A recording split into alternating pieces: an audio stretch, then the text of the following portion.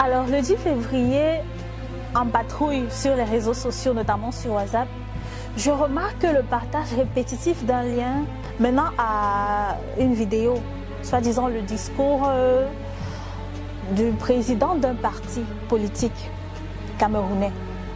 Donc au départ, ça ne m'intéressait pas du tout, parce que voilà, je me disais, ça va me bouffer les mégas pour rien. Mais plus les gens partageaient, plus je me posais la question, mais de qui parle-t-on? Et puis voilà, j'ai cliqué sur le lien. D'entrée de jeu, quand j'ai commencé à écouter le personnage, son attitude face à la caméra et surtout le contenu de son message, j'ai été bluffée. Et voilà comment j'ai découvert Maurice Kamto. J'entendais parler de lui, mais sincèrement, ça ne m'intéressait pas. C'est après l'avoir entendu le 10 février que j'ai été accrochée. Depuis que j'écoute les discours des hommes politiques, je dois dire que c'est de loin celui qui m'a le plus marqué. C'est la chronologie qui est déballée dans ce discours. Déjà, au départ, il situe la jeunesse. Il nous présente effectivement que nous sommes, je peux appeler ça dans un gouffre parce que c'est ce qui est. Mais il nous donne espoir par la suite en nous présentant le chemin par lequel il nous fera passer pour atteindre le succès, pour atteindre l'émergence, ou alors pour changer le visage, notre visage, pour changer le visage de la jeunesse. À travers son propos, on sent une personne qui est proche de la jeunesse, qui l'écoute au pas et qui l'observe. J'ai surtout aimé quand la partie où il a cité certains jeunes qui pourraient être pris pour modèle. Donc tu sens quelqu'un qui écoute la jeunesse, qui l'observe et qui cible certains potentiels, qui sait cibler les potentiels. À la suite de ce discours, j'ai voulu en savoir un peu plus sur le personnage. J'ai donc fait des recherches et j'ai été vraiment touchée par ce que j'ai découvert.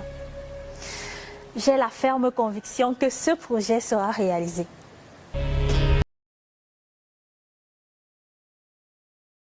Je dis toujours à tous nos amis communs que c'était le meilleur d'entre nous et il n'y a pas contestation à la matière.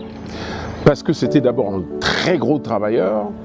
Je me rappelle qu'il dormait à peine 5 heures par jour quand nous étions étudiants, aussi bien au Cameroun, depuis le lycée au Cameroun et puis ensuite en France où nous avons continué nos études.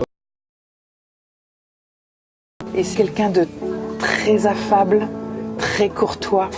Il a un immense sens de la civilité, chose qui m'a toujours impressionnée. Il est très fidèle en amitié et c'est quelqu'un vraiment, pour ses qualités humaines-là, de respect, de civilité, que je l'apprécie énormément parce qu'il est évidemment très brillant. Eh bien, Maurice a la foi en la modification, en un avenir meilleur pour ce pays. Il a aussi cette empathie nécessaire qui l'amène à se soucier des misères et des malheurs de ses compatriotes.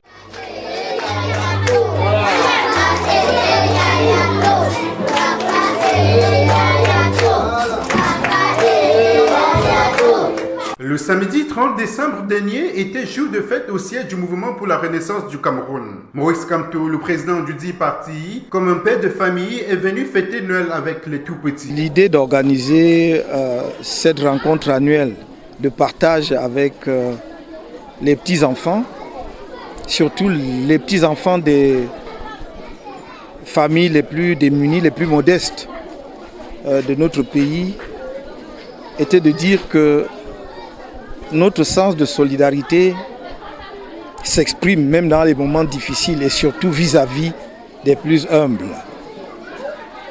Mais derrière cela, l'idée majeure, c'est d'amener les enfants du Cameroun à un brassage pour mieux se connaître, pour réaliser qu'ils sont tous fils et filles de la même mère qui s'appelle la République du Cameroun. Au-delà d'être un moment de partage et de réjouissance entre Maurice Kamto et les enfants issus de toutes les régions du Cameroun, il en a profité pour leur rappeler qu'ils représentent le Cameroun de demain et qu'ils appartiennent tous à une même famille qui s'appelle le Cameroun. Les enfants viennent de toutes les régions du pays. Nous insistons là-dessus très lourdement. Au fond, cela participe de notre vision et de notre désir de construire le pays différemment, avec des enfants qui grandissent, habités par l'idée de solidarité, d'unité, et que ce vivre ensemble dont tout le monde parle aujourd'hui ne soit pas simplement des formules pour discours dominicaux, c'est-à-dire que l'on utilise les dimanches parce qu'on a envie d'utiliser une terminologie à la mode, mais que ce soit enraciné dans le corps social et que les enfants grandissent avec l'idée qu'ils appartiennent à une même grande famille qui est le Cameroun. Ces moments de convivialité et de tendresse envers les enfants, devenus presque une tradition, épousent la vision du mouvement pour la renaissance du Cameroun, qui envisage de faire du pays de Oumniobé un endroit où aucun enfant ne passe la journée sans ses 3 repas. Après avoir partagé ses repas avec les tout-petits, Maurice Kamto a dans la foulée annoncé un prix visant à récompenser le meilleur locuteur en langue locale qui s'exprimera le mieux dans une langue différente de celle de sa région d'origine pour la promotion du vivre ensemble.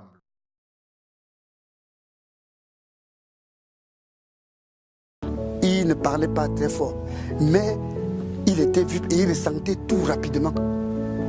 Parce que déjà en classe de 4e au lycée classique de Babsam, vu l'injustice des Blancs, parce qu'à l'époque, c'est les Blancs qui nous enseignaient. Il n'y avait pas de Noirs. Les quelques Noirs qu'on pouvait avoir, c'était les professeurs d'éducation physique. Ils s'élevaient déjà contre les injustices que les Blancs avaient vis-à-vis du Noir et contre les professeurs noirs. Je l'ai connu dans ses engagements qu'on peut qualifier déjà de politique lorsque nous étions étudiants dans les années 70 à l'université de Yaoundé. C'est quelqu'un qui a pris part aux mouvements estudiantins lorsqu'il a fallu contester ou revendiquer certaines transformations dans la loi, par exemple de Dame Joya qui modifiait le régime des licences à l'université du Cameroun. Déjà à cette époque, il s'était engagé. C'était peut-être quelque part une sorte de prédestination de ce qu'il va devenir plus tard.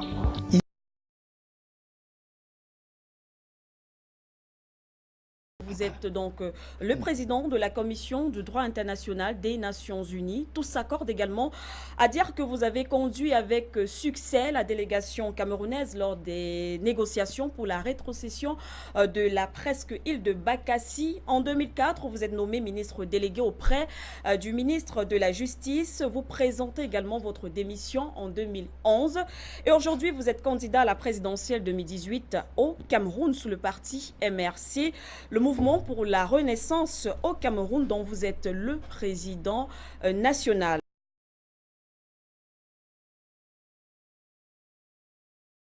Donc je me retrouve à la chancellerie de l'université de Yaoundé qui était encore la seule université du pays et il m'interpelle et il me dit mais est-ce que on se croise donc il me dit est-ce que vous pouvez rendre compte de mon ouvrage l'idée sociale chez Paul Biya. J'ai dit volontiers. Peut-être croyait-il que j'étais journaliste d'ailleurs. Et j'accepte de le faire et je lui dis à condition que j'ai la liberté de dire vraiment ce que j'en pense. Il dit pas de problème. Je vais lire l'ouvrage et plus je lis, plus je suis abasourdi. Non seulement l'ouvrage vantait les mérites de l'action sociale ou plutôt de l'idée sociale du président de la République avant la moindre réalisation. Mais l'ouvrage avait un passage qui m'a fait froid dans le dos, où il disait, je cite de mémoire, « Préserver les appareils répressifs de l'ancien régime pour les retourner contre tous ceux que l'on soupçonne d'être contre le renouveau. » Et là, lisant cela, d'un enseignant d'université, philosophe, de surcroît, j'étais catastrophé.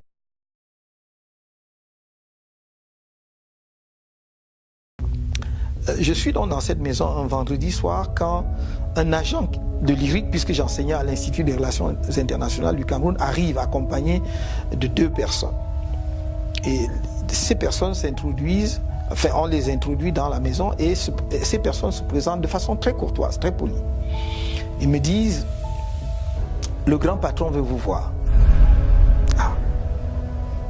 Moi, je dis le chancelier, parce que pour moi, le grand patron, pour moi, ne pouvait être que le chancelier, parce que mon patron, c'était le directeur de l'IRIC, et au-dessus de lui, il y avait le chancelier, donc je ne pouvais pas voir plus loin. Il me dit non, le président de la République. Je tombe des nues, comme vous pouvez imaginer. Moi, le président de la République veut me voir, il me connaît. Enfin, tiens, ah oui, monsieur, il vous connaît, le président veut vous voir. J'étais en bras de chemise et je me suis dit, par politesse, on ne se présente pas au président de la République en bras de chemise. Je leur dis, donnez-moi 1 minute, je vais mettre quand même une chemise, une cravate et une veste. Donc je vais m'habiller à peu près correctement. Ils me prennent et je me rends compte que au lieu de se diriger vers le palais, on se dirige vers le lac. Et je leur dis, mais enfin, où est-ce qu'on va exactement? Et là, la politesse, la courtoisie dont ils faisaient preuve jusque-là disparaît. Et ils deviennent menaçants, presque insultants. Ah oui, monsieur, pour qui vous prenez-vous? Voilà, hein, vous écrivez des choses et vous insultez le président de la République et tout. Donc, ils m'amènent à ce qui est aujourd'hui la DGRE, parce que je crois que ça devait être à l'époque le DIRDOC, comme on l'appelait. Donc, enfin, je vous passe les détails parce que c'était long quand même. On m'a interrogé très longuement. Et à la fin, on me dit, attendez, donc on me fait attendre à côté. Et quelqu'un me reprend dans la voiture et on m'amène donc à la BMM. Quand j'arrive, le commissaire m'accueille et m'interroge. Il dit, comme ça, vous passez votre temps à écrire, hein, à écrire et à tenir des propos injurieux à l'endroit du chef de l'État. J'ai dit, mais où est-ce que j'ai tenu des propos à l'endroit injurieux à la place du chef, à l'endroit du chef de l'État? Simplement parce que j'ai dit que non, on ne peut pas exalter la politique sociale du président de la République puisqu'il ne l'a pas encore mise en œuvre. Attendons qu'il ait mis en œuvre, on va faire le bilan et on va exalter. Mais pour l'instant, je ne vois pas. Il a développé peut-être des idées qui deviendraient des réalisations. Pour l'instant, il n'a pas encore mis en œuvre et on a trouvé que j'avais injurié le chef de l'État. Enfin, il y avait d'autres choses. Et il m'ordonne avec autorité, déshabillez-vous. Et donc, j'étais complètement nu. J'avais gardé quand même mon sous-vêtement, enfin, je vais dire mon slip pour parler très simplement que tout le monde puisse comprendre ce que je veux dire. Donc on m'a permis de garder cela. On m'amène dans ma cellule et c'était une cellule cimentée, mais on avait versé de l'eau sur le sol. Et on m'a demandé de me coucher là, c'était ma cellule. Donc je vais passer vendredi, samedi, dimanche là-bas. En fait, ce qui me fait sortir finalement, c'est que enseignant à l'IRIC,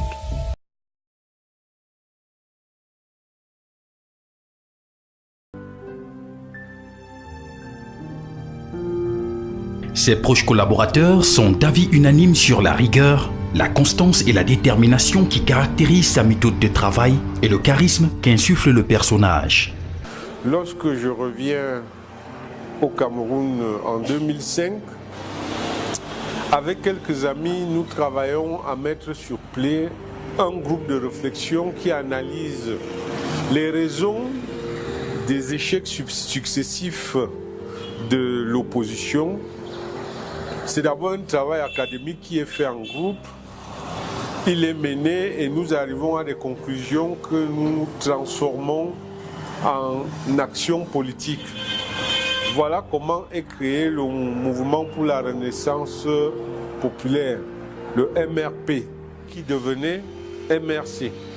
Donc, le MRP, donc, dans son travail de recherche d'acteurs capables de le fortifier, va approcher pratiquement tous les responsables politiques du Cameroun.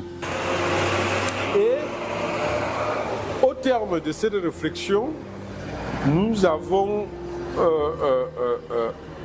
appris avec beaucoup de joie que le ministre délégué, le professeur Kamto, avait démissionné de sa charge publique et entendait faire de la politique. Nous avons été le rencontrer. Je dois dire que à l'occasion, j'avais été accompagné par le président Bilé de l'UFP qui est encore vivant. On a discuté avec le professeur Kamto qui nous a clairement dit que son objectif n'était pas d'être nécessairement le leader de ce mouvement, mais son souhait était de voir se mettre en place un mouvement politique crédible avec des personnes sérieuses. Et les discussions ont eu cours. Il a rejoint le groupe. Quand il est arrivé, il a tenu le même discours. Je viens vers vous en toute humilité pour que nous mettions en place une équipe crédible, un parti politique crédible. Peu importe la place que j'occuperai dans le mouvement, l'essentiel c'est de mettre en place un parti politique crédible. Au MRC, il y a une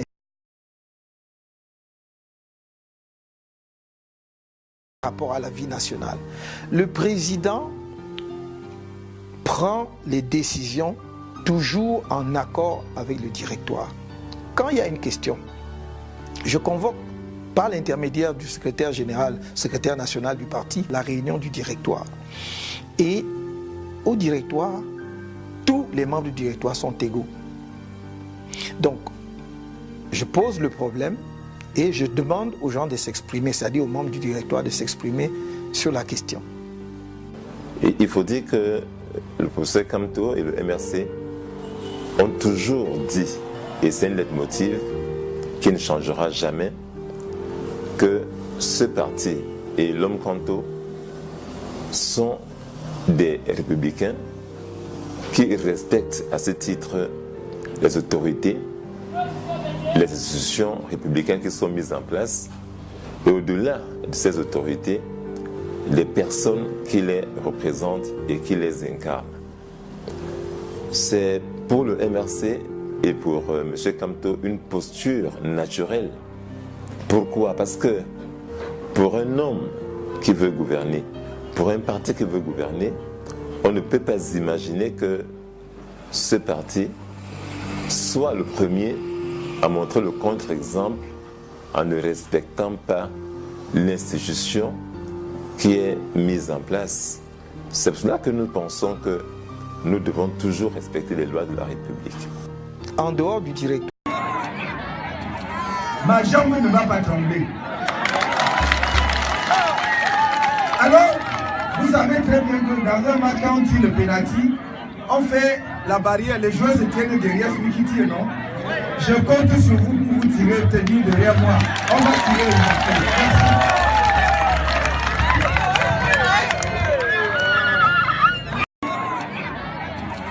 Ma jambe ne va pas trembler. Alors, vous savez très bien que dans un match, quand on tire le penalty, on fait la barrière, les joueurs se tiennent derrière celui qui tire, non? Je compte sur vous pour vous tirer, tenir derrière moi. On va tirer le marqueur.